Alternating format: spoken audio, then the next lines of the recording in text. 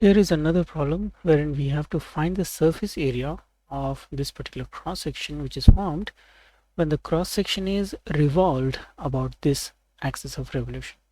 We can use something called Pappus theorem here for that purpose.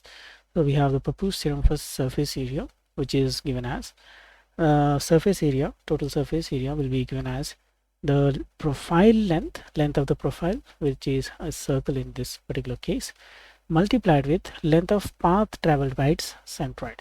So of course the centroid of this particular profile is at the center of the circle, and we need to find the path that is traveled by that center. So let us see. Okay, so the path traveled by that center will look something like this. Okay, it's going to be circle.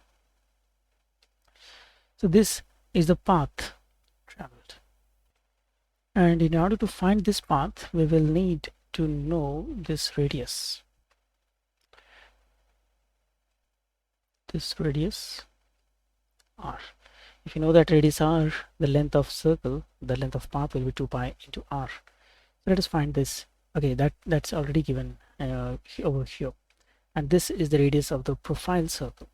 So in order to find the profile length, we'll have to take 2 pi times the small radius here, that is 12. That needs to be multiplied by path length of the centroid. That centroid is traveling on a circular path once again. The length of that path is 2 pi times this radius, that is 30. So let's now find this, put it in the calculator. So 2 times pi times 12 into 2 into another pi into 30. So we're getting a value of 14212.23. So let us feed it into our Moodle answer and check whether we are getting this correct. So once you feed this answer, just click on submit,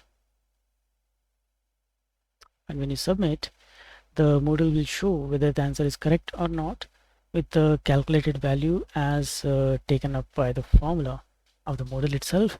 And also there is a link given here which allows you to open the CAD model of that particular problem. So if you are interested, you can see what that torus looks like. You can see this is the shape of the torus, and also by feeding in the values of r1 and r2, that is r1 is the smaller radius and r2 being the larger radius, you'll be able to get exactly what is the shape, what exactly it looks like. And also if you just click on the surface, you will get the total surface area as well here. Okay, there is a small difference because this here is the diameter and that is the area we're getting. So that's it for this video. In the next one we'll take up another problem. Thank you.